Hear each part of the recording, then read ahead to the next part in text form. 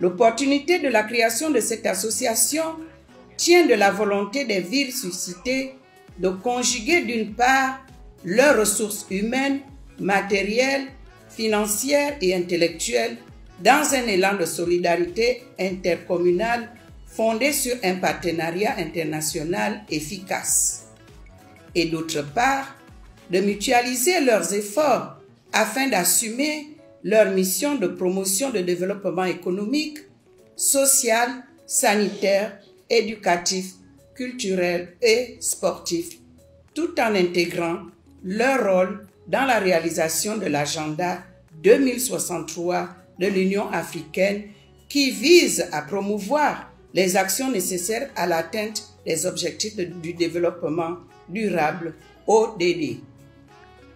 Cette réunion du bureau est co-organisée avec l'Association internationale des maires francophones AIMEF et bénéficie du support de l'Union européenne dans le cadre du programme SGA3.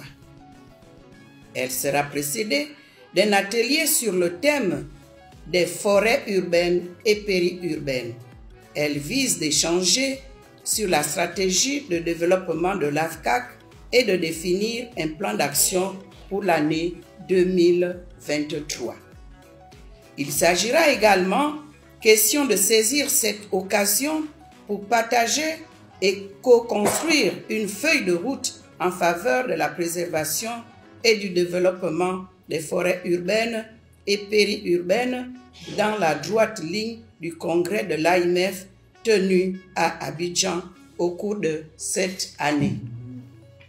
La commission de la communauté a beaucoup apprécié l'invitation pour participer avec enthousiasme à cette rencontre sur la foresterie urbaine.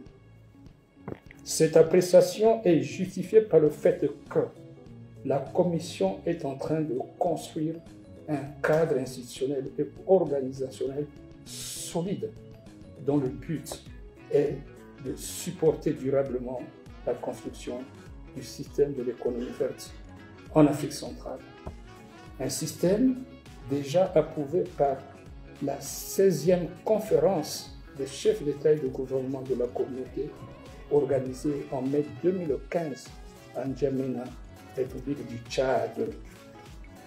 Ce système est considéré comme à la fois une vision, une approche, un modèle et un outil destiné à concilier protection de l'environnement, lutte contre les changements climatiques et développement économique. Son fonctionnement accorde une place importante aux villes en tant que territoire éco-économique où cohabitent, entre autres, les marchés, les consommateurs, les forêts et les eaux. Nous avons besoin des villes à faible émission de CO2 et spécialisées dans l'économie verte. Nous avons besoin des villes vertes dans une région avec un bilan carbone positif. Les enfants qui ont un accès aux espaces verts, aux forêts urbaines, ont moins de problèmes de santé, moins de problèmes psychologiques, même moins de problèmes d'allergie. En plantant des arbres dans la ville, en faisant cet espace de forêt urbaine, on lutte contre les changements climatiques. Un arbre, c'est le meilleur climatiseur naturel de nos espaces urbains. Chaque arbre qui pousse dans une ville refroidit la ville. Donc si on peut créer des espaces verts à l'intérieur des villes, on va mieux lutter contre l'augmentation de température qu'on vit à cause des changements climatiques. Les arbres absorbent également la pollution. Donc si on peut planter des arbres dans nos villes, on va réduire les problèmes de pollution, réduire les problèmes de santé, de respiration. Et ces forêts luttent également contre les inondations. C'est le cas des mangroves. Il y a plusieurs bras de mangroves qui rentrent dans la ville de Libreville.